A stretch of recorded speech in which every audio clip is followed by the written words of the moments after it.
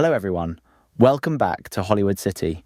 In this video, we'll be delving into ABBA's iconic 1972 members and how they've changed over the decades. From their early days as pop legends to where they are today in 2024, we'll explore the dramatic transformations they've undergone and the challenges they've faced. So buckle up, because it's going to be a wild ride.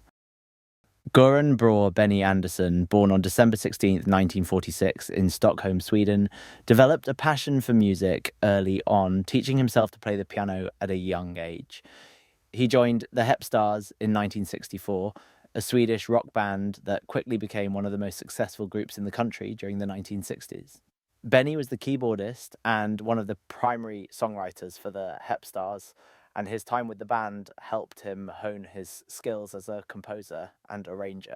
Benny's collaboration with Bjorn Ulvaeus in the early 1970s marked the beginning of a legendary songwriting partnership that would define ABBA's unique sound.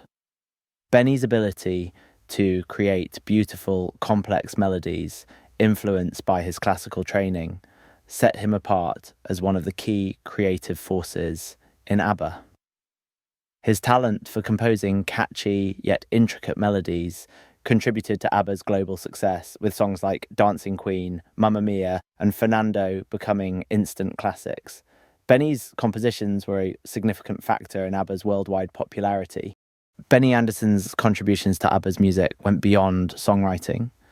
He also played a vital role in the production process, working closely with studio engineers to create the polished, innovative sound that became synonymous with the group.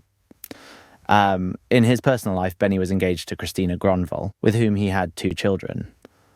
However, the relationship ended, and Benny met Anni-Frid Lyngstad in the late 1960s.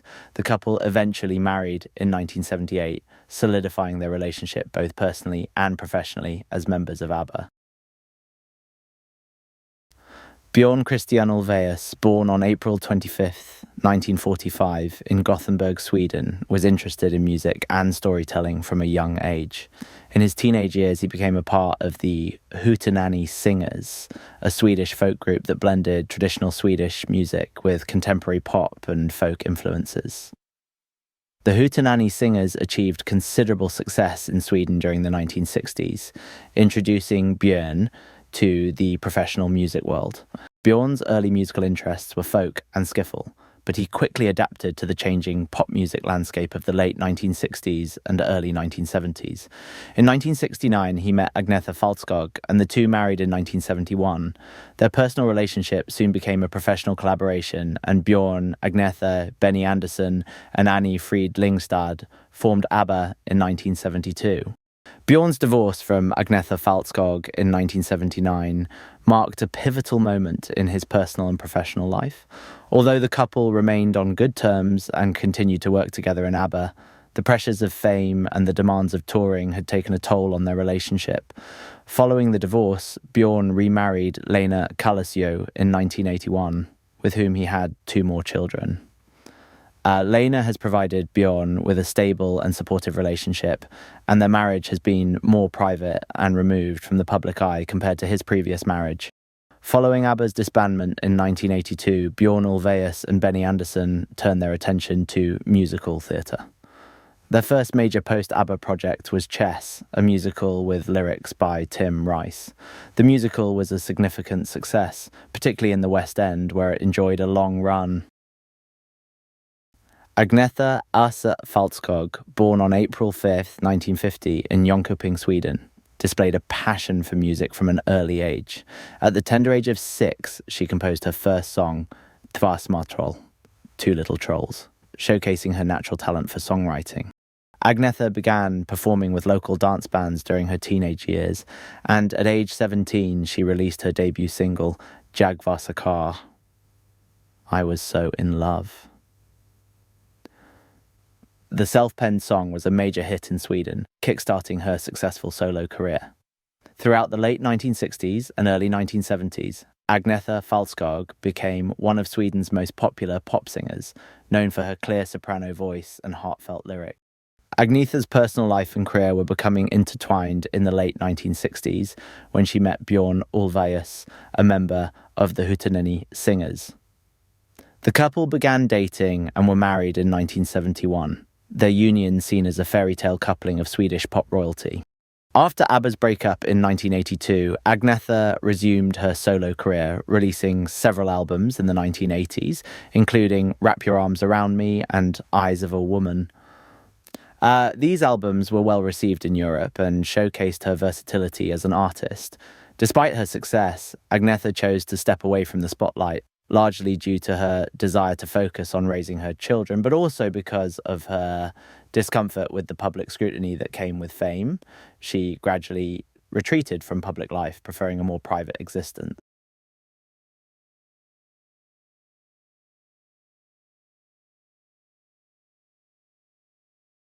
Anni-Frid Lyngstad, known as Frida, was born on November 15th, 1945, in Bjorn, Norway, to a Norwegian mother, Sinni Lyngstad, and a German father, Alfred Hase, who was a soldier stationed in Norway during World War II.